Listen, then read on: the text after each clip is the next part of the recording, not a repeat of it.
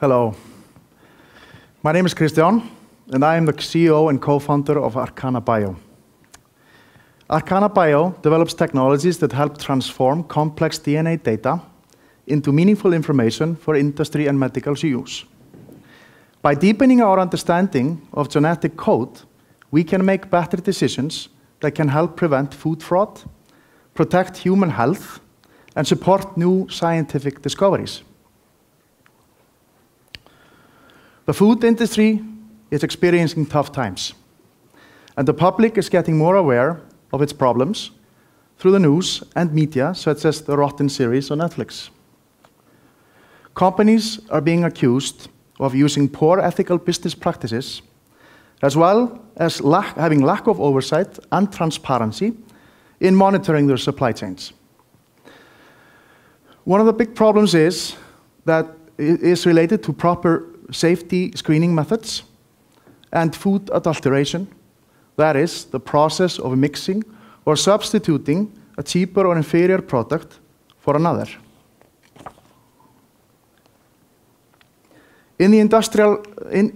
Farmers have for decades been using growth hormones to increase livestock production within cramped and unhygienic spaces, using excessive amount of antibiotics.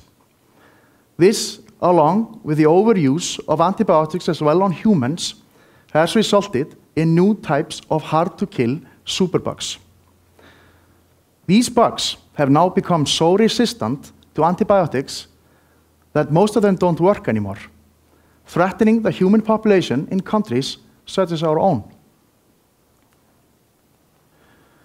In the food industry, for example, Findus in 2013 was caught substituting beef for horse meat in the company's ready-to-eat lasagna meals.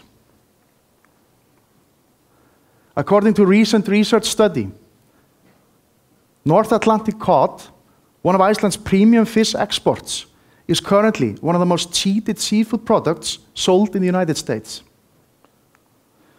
Last year, Bakkavor USA had to recall almost 400 tons of ready-to-eat food after DNA testing revealed onions contaminated with salmonella and listeria.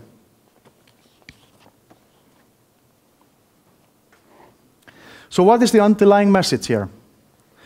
All these cases are based on reactive findings, when DNA testing was carried out after the damage was already done.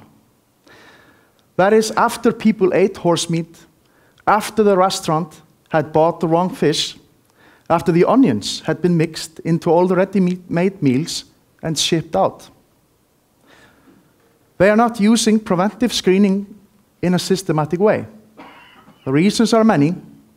For example, DNA testing was previously only limited to research companies and labs and experts, and of course, equipment was very expensive. However, one of the other reasons is that it's actually how we work with DNA data. So there are now over 500 billion DNA sequences available online, and databases are growing. It has become cheaper than ever to capture DNA into data by the method of sequencing it. This, along with cloud data storage costs having dropped considerably in recent years, is creating an enormous data problem. It is becoming increasingly difficult to navigate through all this data to make sense of it. And the reason today is that computers can only handle, the problem is that the computers of today can only handle a specific amount of data at a time, slowing things down, creating a bottleneck. This is a problem that we at Arcana are solving. We have developed algorithms that can intelligently analyze very large DNA datasets fast and efficiently using high-performance computing. Our system creates DNA test designs based on a large number of database sequences from the organism or the group of organisms that you want to be able to discover. And it does so by creating genetic fingerprints, which are called primers. The system does this by automating a complex part of the process, which we call intelligent background building. Due to these automation features, our system is less prone to project failures, usually related to human errors in the process. And to do this process a lot faster, we use high-speed computers at Advania's HPC data center in Hafnarfjörður. To analyze DNA samples, you also need a diagnostic device, such as the B-Cube, manufactured by an Italian partner of ours, Hyris. These devices were once big, expensive, and required a laboratory expert to use them. Now they're part of a new generation of cheap and portable diagnostic devices that are pushing DNA testing into mainstream use. This is the Arcana team. The company was founded originally by myself and Dr. Andy McShay, our chairman. Our team has solid experience in DNA technology, IT, and sales, as well as extensive experience in clinical microbiology. Part of the team has worked at Decode Genetics and previous US competitor at the time, CombiMatrix, two of the early players in the DNA data space. On our science team, we also have Dr. Dominic Sushu, who created the world's first FDA emergency-approved DNA test for the Zika virus in 2016. In Iceland alone, over 200,000 laboratory samples are collected at the University Hospital Landspítali. And around 50,000 of those collected and screened are to check for antibiotic-resistant bacteria.